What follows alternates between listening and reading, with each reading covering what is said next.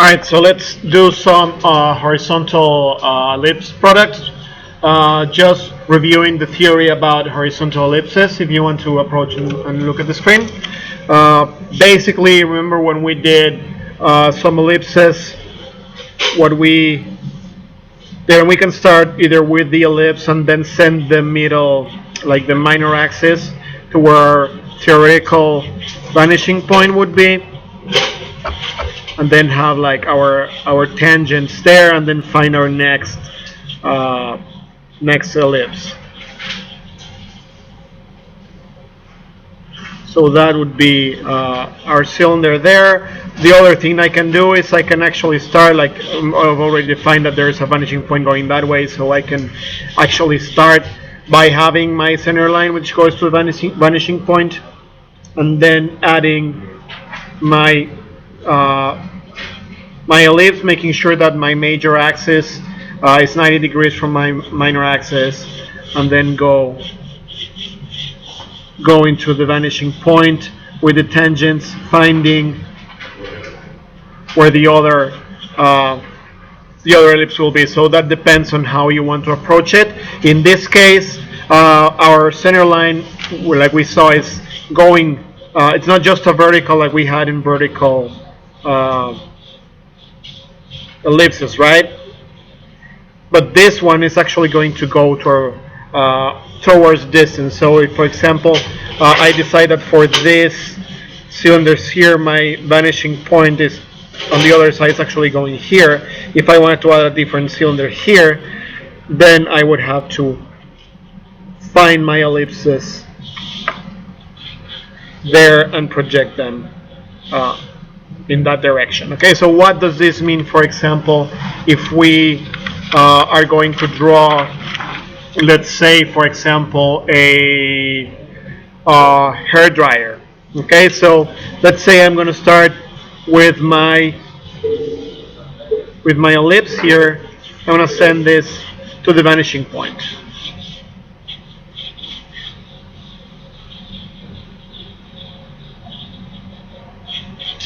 Okay, so I can, like we did in vertical cylinders, I can play around with different heights of my cylinders to create different shapes. How do I decide what's the top, what's the bottom of my ellipse? Well, kind of imagine where my other vanishing point would be. So if it's in this case, I know that it would be something like this is up, this is down, right? So if I, for example, wanted to show like where the handle of this is going to go, then it can find it. So I can do my verticals, and I can use my other vanishing point to kind of find like where that is. Let's find this here, so we can say, okay, so it starts from this one. I can project it to the other side, so to find like where it goes.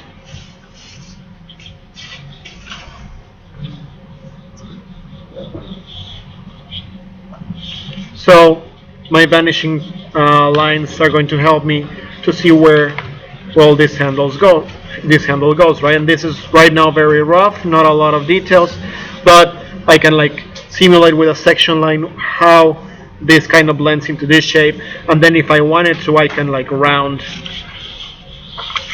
these intersections like you already know how to do. If I draw it through, I can also round the intersection on the other side, and I can have a round handle, right?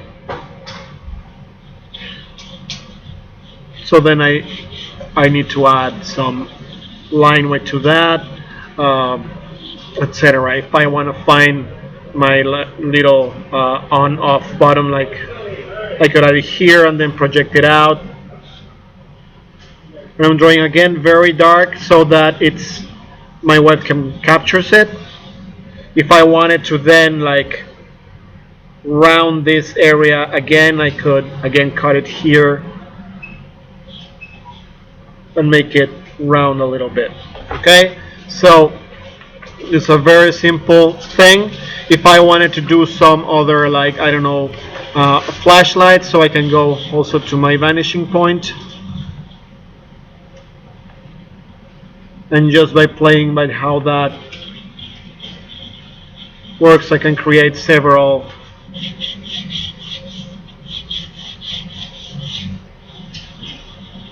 different ellipses. How that's gonna go, if I want to do like a thinner one and have a curved handle like the one we used in the previous assignment, I can do that as well, right? So if I find where my top and where my bottom is, I could start by adding, okay, so how these lines behave, and I can start understanding my surface there. Okay, so let's imagine that I am going to do a hair dryer, but instead of being vertical, I want to have it on its side. So for example, I can say, okay, so this is going to be the direction of my vanishing point, so I'm going to find my ellipse here, right, 90 degrees, so that I make sure it's okay. Then I can throw this one to the vanishing point, and I will find, make sure they're foreshortening correctly, which they're not, so I'm going to start over. Alright, so another thing, if I want to make sure that doesn't happen, is I can start like dropping some lines that I know are kind of going towards the same direction. My vanishing point in this case is very far, but this way I kind of make sure that all of them are converging to the same spot. And then I can say, okay, so let's start by adding the front of that hair dryer. Then I can go into the distance. I can decide where it ends, maybe around here, right? Now I'm gonna say, okay, maybe since it's leaning on its side, I can say, okay, so I want this to be its side, so I can start dropping lines towards the other side of the vanishing point. And if I want to say, okay, so where do I want the handle of this thing to start, maybe I can do some other reference ellipses, again 90 degrees, all of them are 90 degrees. So maybe I decide that I want it to be this length. I can say, okay, this is the thickness, and I'm gonna have to find where it is on this side, so I know that this is the thickness and length of how I want to just like extrude my handle here. So now I already have these lines kind of as a guide, so I can prolong them, and I can continue doing these lines in the perspective, and then I decide where to stop. I can project that over there, project that over here.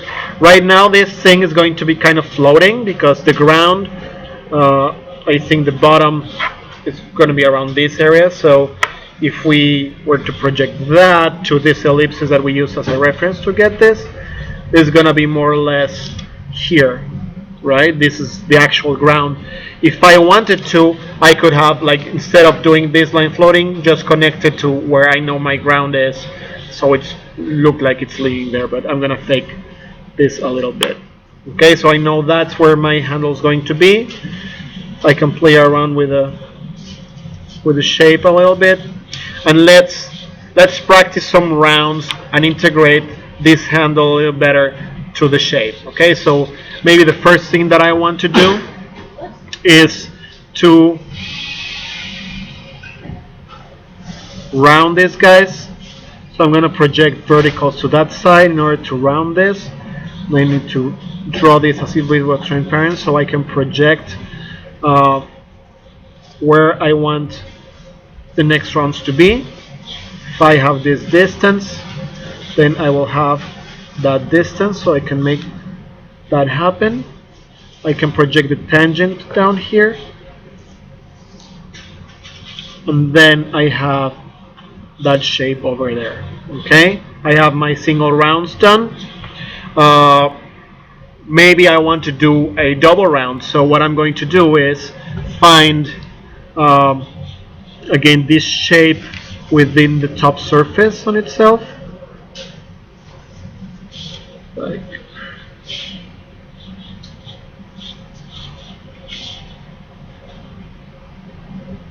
right there. So I can draw my verticals and do my rounds here and there. It's gonna go like a sticker in that ellipse. It's gonna go here, so I know that's around here. Then I can probably, like, I have this line here as a reference, so I know it's going to go around there. So now I can connect my double round elements. I can do my tangent. I can do that, right? And I can do the same thing at the bottom, or since I'm gonna, like, it's gonna be very transparent, so I can kind of calculate where I want to go. Okay, I can also like draw the line inside, or I can more or less project where I want this line, so I would only see a little bit. In this case, since I don't see a lot of it, I'm going to calculate and I'm just going to see a little bit of the shape. Right, so now if I want to describe this section going on here, right now it comes here to this point and then goes over here, then rounds down and comes down, right? Same thing, I can use this as the middle point. It's gonna crash here, move out this direction, and then go in the surface, right? What if I want to go, and this is like fancy stuff, and that's gonna help you learn 3D modeling when you do, but if I want to integrate this one and this one with a round, right? So what I want is for this one to kind of do that, right? So if I, for example, extend this, and I could do it like completely transparent, then this would project just going with the surface. This would project kind of sticking in the cylinder, and then I could probably like round the edges, and I'll just communicate from here to where my round ends, to where my round ends, to where my round ends. You don't necessarily have to generate this every single time. Sometimes just like doing some freeform helps, but now I know where my round is and I know how to shade it, right? So let's say that this is the basic form of my hair dryer, and let's say that instead of being like a gun-like thing, it's going to have an on-off thing here. Again, like if it's a sticker, it's just gonna have a little interrupter.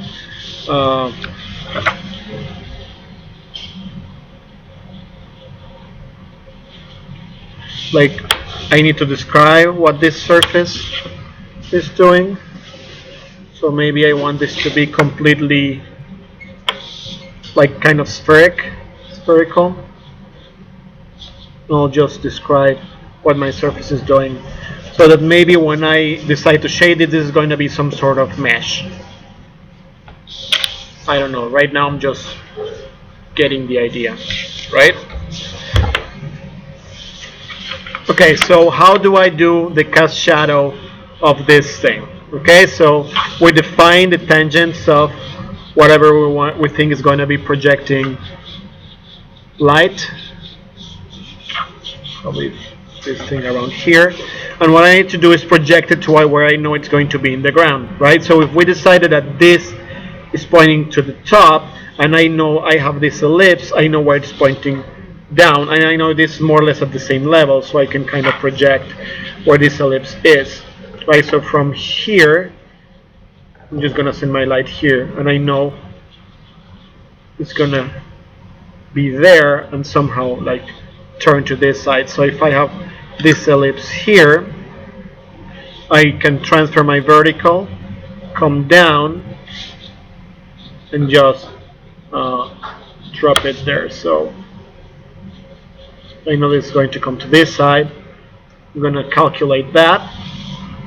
Maybe I want to find where this is, so I previously know more or less where the height is. I know it's going to hit here, so I project it there. And the same thing is going to happen here. I'm going to project it there. Same thing is going to happen here. I'm going to project it. And maybe with the back.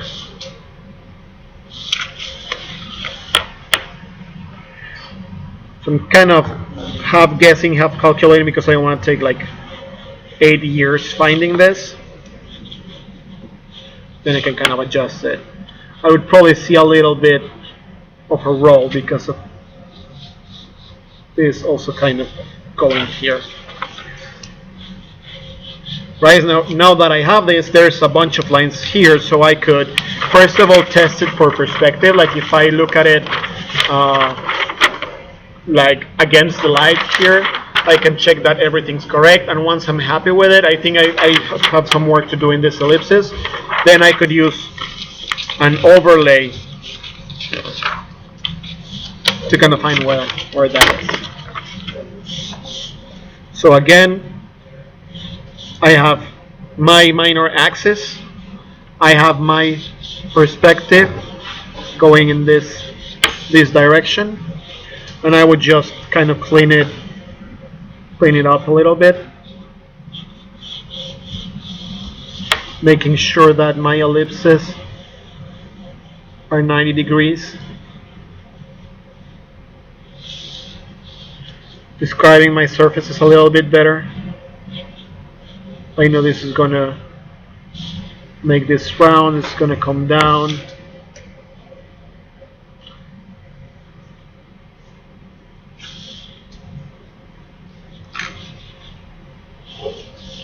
And I can kind of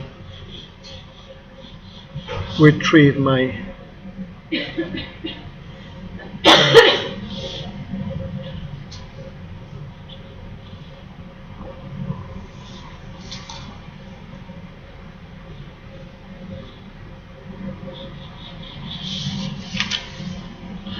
line work a little bit.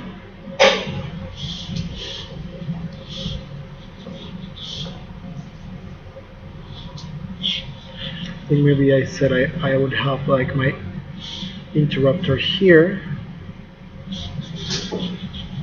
Make sure that is in the perspective.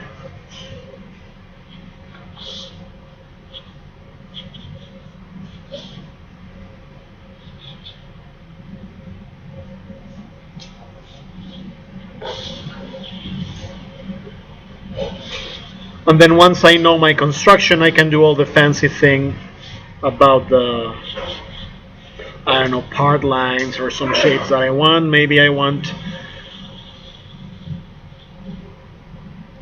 this thing to be different colors.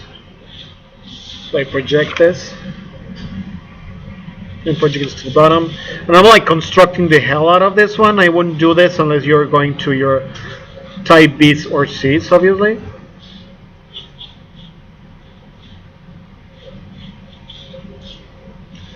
I don't know if you want to have some sort of details there, if you're gonna add your line weight, if you're going to shade this with marker, like in a type C situation, you would actually do this after. You might want to say, okay, so if this has some sort of grip, I know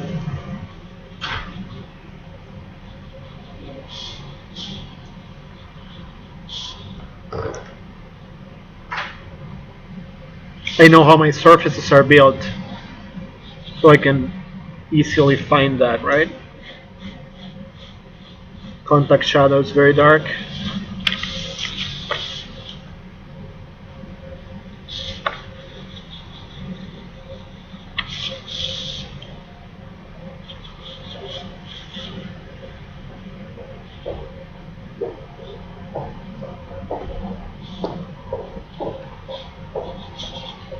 if I want to say, okay, so this is going to have a screw, that's kind of a vertical cylinder, actually would be warped to the direction of the cylinder. So I think actually I would ignore that. I didn't like it.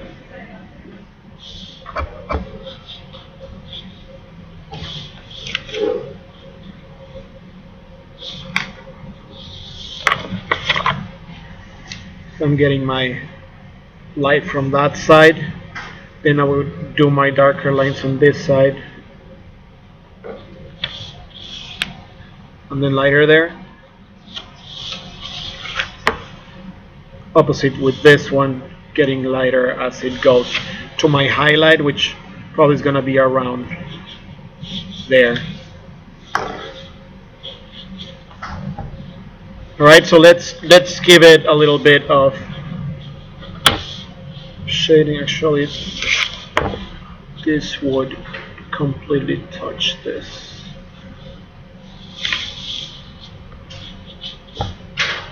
Alright, so I'm gonna get, probably I would have chosen a viewpoint where I would see a little bit more of this. Let me just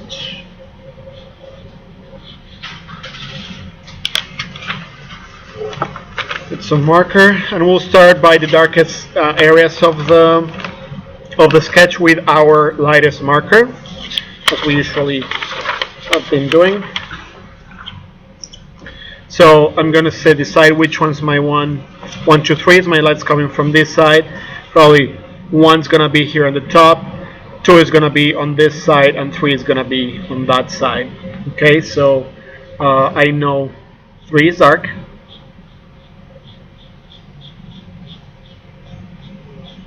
I know this line is getting darker. I'm gonna shade 2 as well.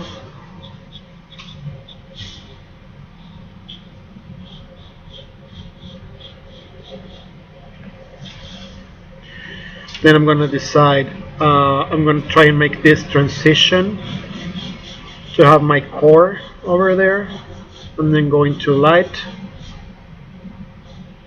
and then kind of have my highlight around there.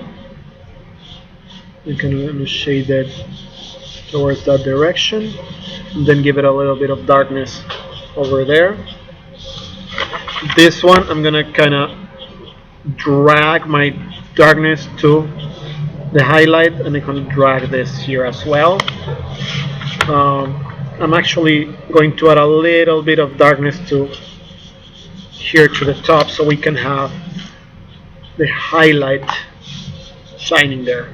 Right, so now I can say, okay, I'm gonna identify, now I want this to be some sort of mesh, so I'm gonna go with pretty dark thing, probably just gonna fill it with 7, and then I'm gonna work with my color pencil to get some light back. And then I'm gonna start bringing darker markers to this. So maybe I'm gonna go with my 3, and I'm gonna start, maybe before I go with my 3, I do another round of 2 to just try to find like some darker areas.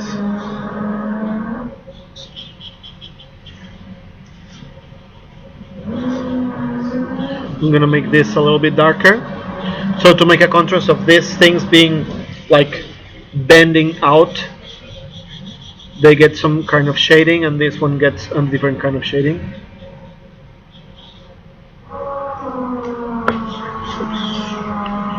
I can come back and then start working on my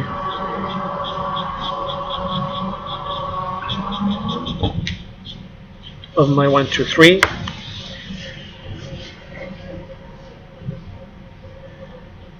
It's a little bit saturated now, so I'm going to be careful.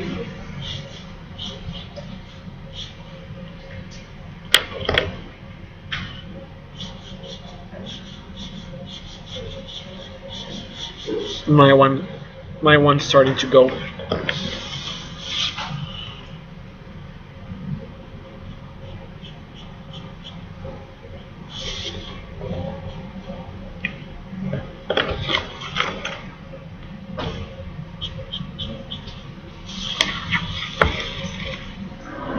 Maybe I want the grip to be dark too, so I might also try to take some darker. I'm gonna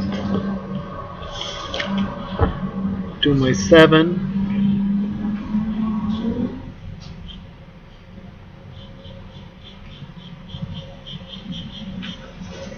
I'm gonna do my 5.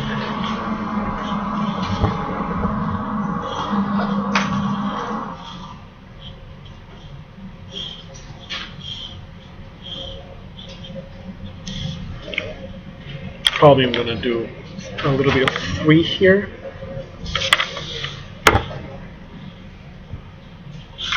So to make that, make it clear that it's a different material. And I'm gonna add a little bit of 3 to break the lines here. Oh, wrong one. Alright, so it's gonna look a little bit reflective now. That was intentional all the time.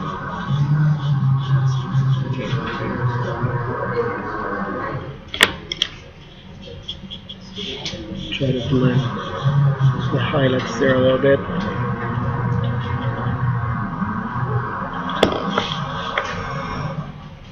Oh.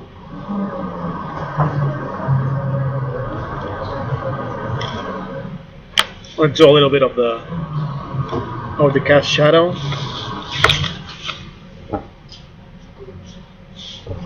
I'm gonna try and get it darker as it's closer to the object.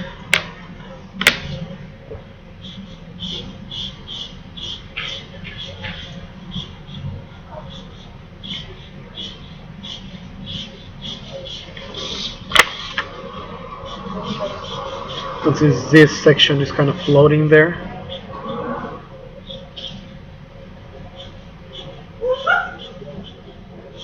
Probably don't need it to be that dark.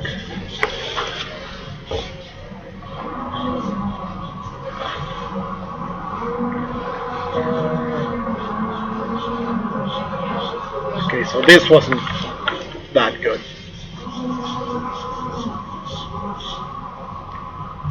So then I would kind of come and clean up my edges. And I can again like come back and continue like doing some darker areas if I need to, and I can just like work for hours. We still need a little bit of light bouncing down there. We want to make this one a little darker than that one because this is my level 3, so maybe I continue working and making this one darker. I'm starting to make a mess of all this, so I'm gonna have to do a lot of cleaning. This is why my marker paper sometimes it's a little bit better.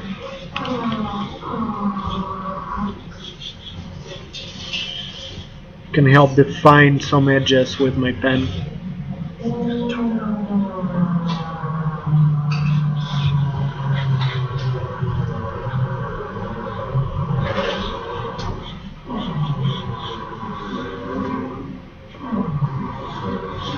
I'm gonna risk it. Play fit. Yeah. Worst case scenario, I have to do it again. That's gotta be your philosophy. We're trying to get a little bit of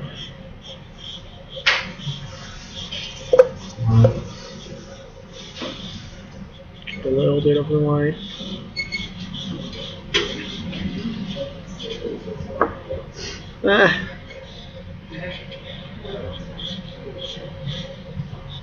Alright, so let's start adding some white color. Let's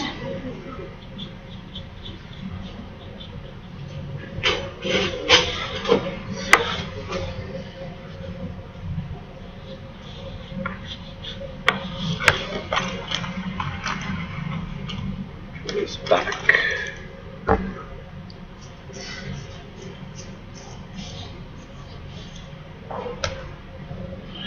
So I kind of start refining some of my contours that I lost. Maybe even trying to get a little bit better transition.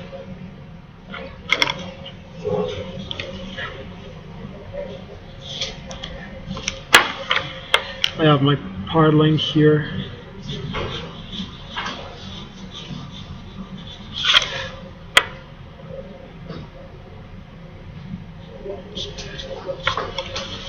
I don't know if I have some sort of texture there. I can kind of draw it.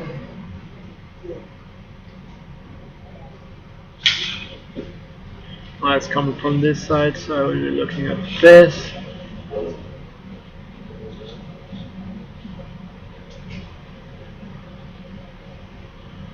Just trying to get a little bit of texture there.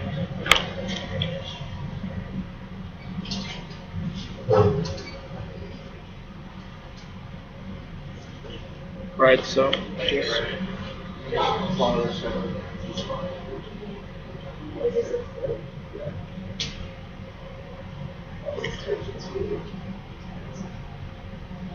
so it's gonna start looking more like a power tool then.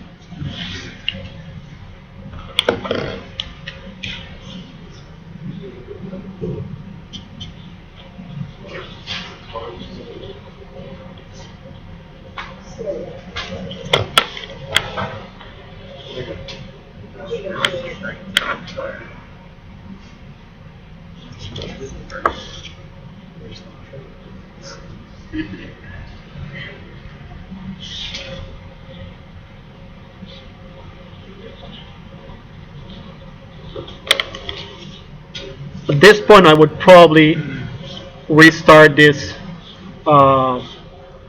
this render because I've messed up a couple of times. But like, you get the idea, right? And you can keep adding light or dark if you want to add like the texture here. You can come with your pencil.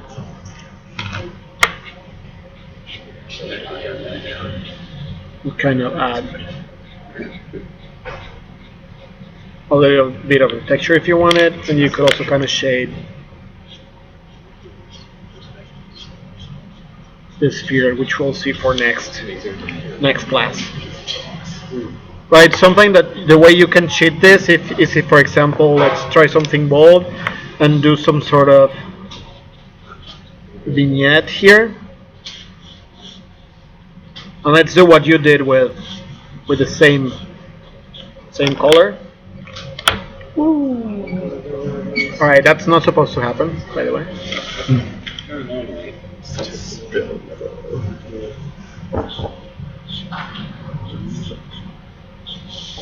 So visually, kind of tricks my eye that there was no mistake there.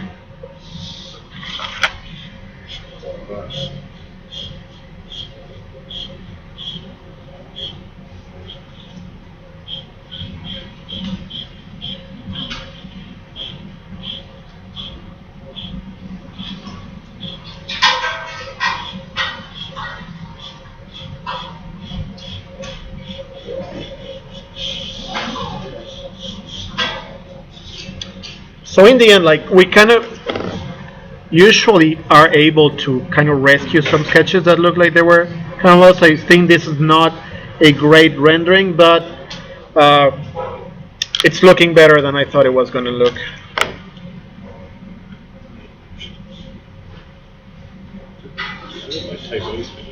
And I can just like go back and kind of a little bit more detail and shading until I'm happy with it.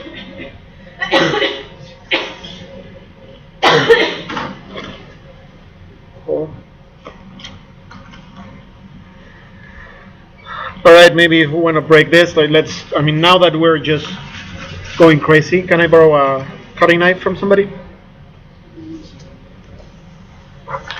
Real quick.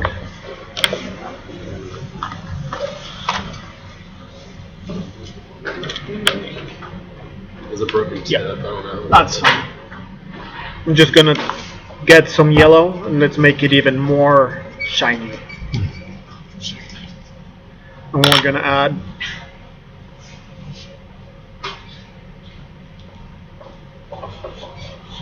a little bit of yellow just to break it from the vignette.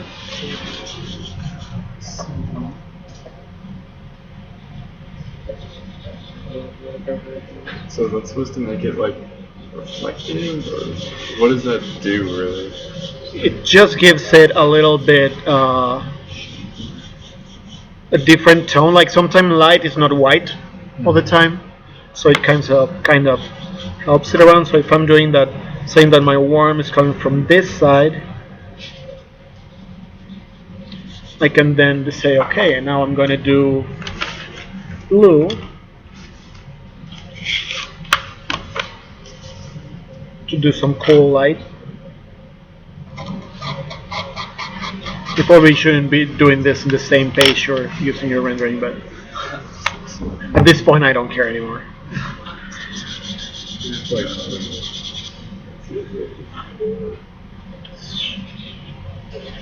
A little bit of blue.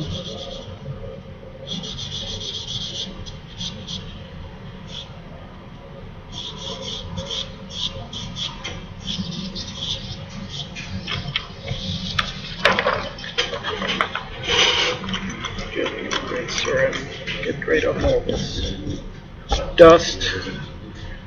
Clean it up. Some areas.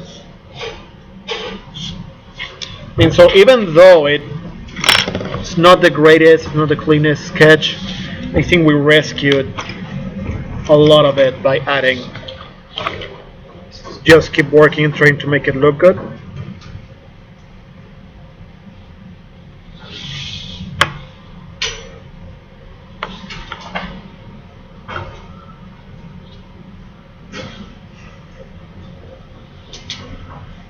Also, not my best work, but here you go. So hopefully it's going to be good for you in terms of construction. I wanted to get to something complicated, and I think that we did something semi-decent. You'll do better. All right. Thank you, guys.